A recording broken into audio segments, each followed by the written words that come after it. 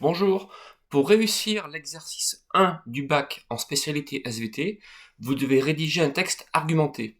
Il faut donc rédiger des arguments, c'est-à-dire des exemples, des expériences ou des observations.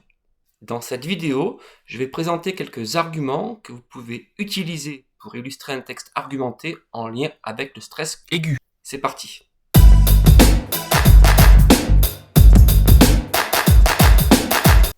C'est parti pour un premier argument. Il va s'agir d'une étude qui montre que la réponse à un agent stresseur correspond à la sécrétion d'adrénaline et de cortisol. On va se baser sur le protocole d'induction du stress aigu qui s'appelle le Trier Social Stress Test, qu'on appellera également le TSST. L'objectif étant de créer un stress psychosocial aigu chez différents sujets. Ce protocole se déroule en plusieurs phases. Durant la première, on convoque des participants, on les sépare et chacun d'eux est isolé dans une salle et on va tout d'abord procéder à un recueil de différents échantillons. On va faire des prélèvements sanguins pour mesurer le taux d'adrénaline et on va également procéder à des recueils de salive pour mesurer le taux de cortisol. Dans la deuxième phase, on va donner des instructions aux participants. On va leur expliquer qu'ils vont simuler un entretien d'embauche puisqu'ils postulent pour un métier idéal. Ils vont devoir convaincre les recruteurs qu'ils sont le meilleur candidat. La troisième phase du protocole correspond à l'agent stresseur qui va générer un stress chez les participants. Il va y avoir d'abord 10 minutes de préparation à l'entretien d'embauche. Cet entretien va durer ensuite 5 minutes. Il va être filmé face à 3 membres inconnus et il va se terminer par 5 minutes de calcul mental. À la fin de cette phase, les individus sont à nouveau isolés et on va procéder à un recueil de nouveaux échantillons. On va s'intéresser aux résultats de ce test, notamment à la concentration sanguine en adrénaline des participants. De 0 à 20 minutes, l'individu est soumis à un agent stresseur et on voit que sa concentration sanguine en adrénaline augmente fortement. Dès la disparition de l'agent stresseur, la concentration en adrénaline diminue. Évidemment, cela doit être mis en regard avec le taux d'adrénaline de sujets contrôle qui n'ont pas été soumis à ce test. Maintenant, concernant la concentration salivaire en cortisol, on voit là encore que durant la phase de stress, la concentration en cortisol augmente, mais on voit également que le pic est atteint après que l'agent stresseur ait disparu. Et cela doit encore être mis en regard avec ce qui se passe pour des sujets non stressés. Et ce qu'il faut savoir, c'est que la concentration salivaire en cortisol traduit la concentration sanguine en cortisol.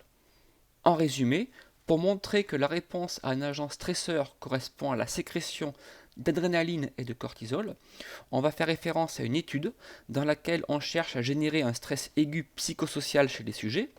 Pour cela, les sujets préparent un entretien d'embauche virtuel. Ils sont ensuite filmés devant un jury pendant leur entretien, qui va se prolonger par du calcul mental. C'est le Trier Social Stress Test, TSST. Et donc des sujets qui sont soumis à un TSST ont une concentration sanguine en adrénaline et en cortisol qui augmente, pas des sujets contrôle. Cela montre que la réponse à un agent stresseur s'accompagne d'une augmentation de la sécrétion des hormones adrénaline et cortisol. Voici un deuxième argument. Il va s'agir d'une expérience pour montrer que l'hypophyse joue un rôle dans la réponse à un agent stresseur. On va s'intéresser aux expériences de Hans Selye, qui est un médecin québécois du siècle dernier, qui a travaillé sur des rats. Et chez les rats, Hans Selye s'est intéressé à un organe qui s'appelle le thymus. Il a en effet constaté que lorsque le rat était soumis à un agent stresseur comme le froid, eh bien le thymus allait s'atrophier, c'est-à-dire que son volume allait diminuer. Et Anselier en a donc déduit que l'atrophie du thymus est une réponse de l'organisme à un agent stresseur. Et c'est cette observation qui lui a permis de faire de nouvelles expériences. Dans une première série d'expériences, Anselier prend des rats qui ont des surrénales intactes et une hypophyse qui est intacte.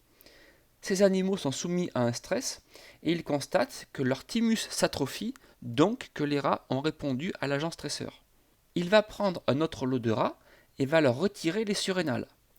Et ces animaux sans surrénales, lorsqu'ils sont soumis à l'agent stresseur, n'ont pas d'atrophie du thymus, ce qui veut dire qu'ils n'ont pas répondu à l'agent stresseur.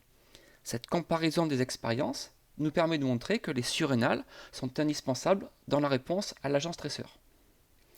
Hans Selye va ensuite continuer les expériences.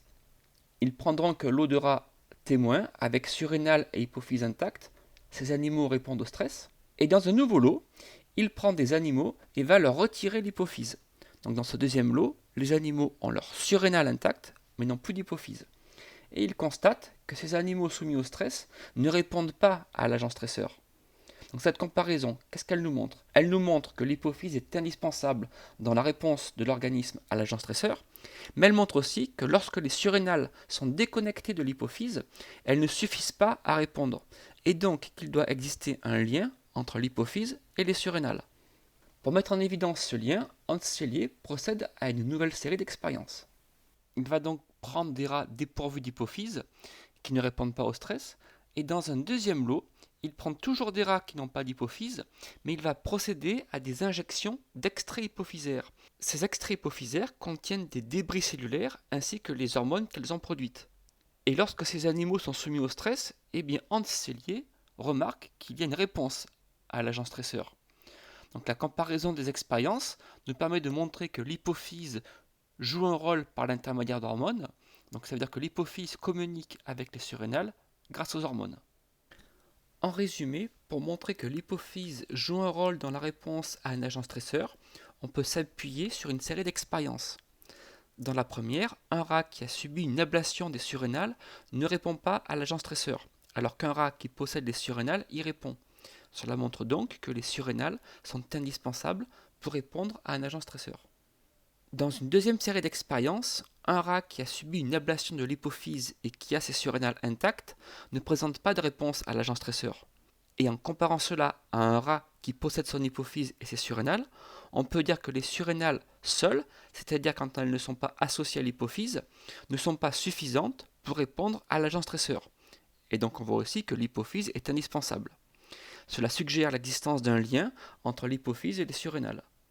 Enfin, un rat qui a subi une ablation de l'hypophyse et qui reçoit des injections d'extraits hypophysaires répond à l'agent stresseur, ce qui montre que le lien entre l'hypophyse et les surrénales se fait par voie hormonale.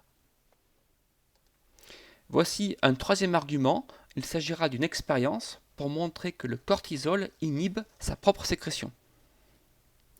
On va s'intéresser à la concentration sanguine en ACTH d'un humain. Vous savez que l'ACTH est une hormone produite par la glande hypophysaire. Au bout de 30 minutes, on va faire une perfusion de CRH à l'individu.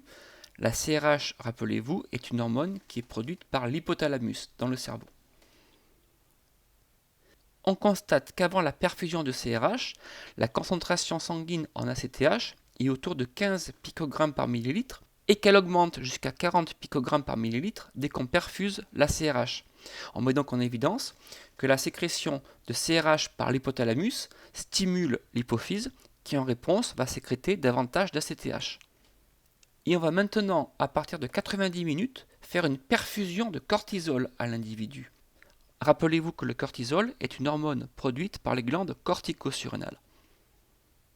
Dès que l'on perfuse le cortisol, on voit que la concentration sanguine en ACTH diminue, puis qu'elle réaugmente à nouveau dès que la perfusion de cortisol prend fin.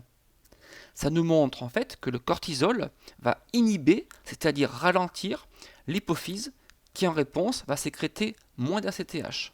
Mais vous savez aussi que les glandes cortico-surrénales produisent le cortisol quand elles sont stimulées par l'ACTH. Ça veut dire que l'ACTH stimule la production de cortisol et le cortisol inhibe la production d'ACTH. On a ce que l'on appelle un rétrocontrôle négatif.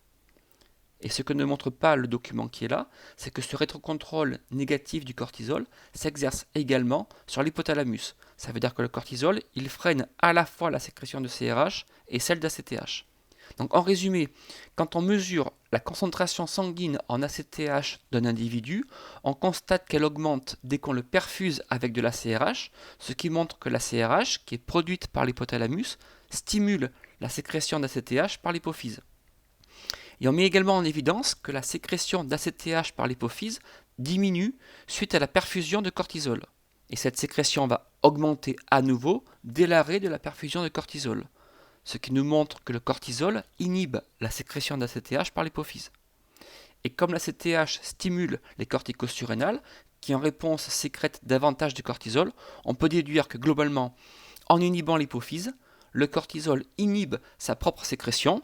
C'est un rétrocontrôle négatif des corticosurrénales sur l'hypophyse. Et n'oubliez pas qu'il existe la même chose sur l'hypothalamus. Voilà, cette vidéo est maintenant terminée. Je vous dis à bientôt.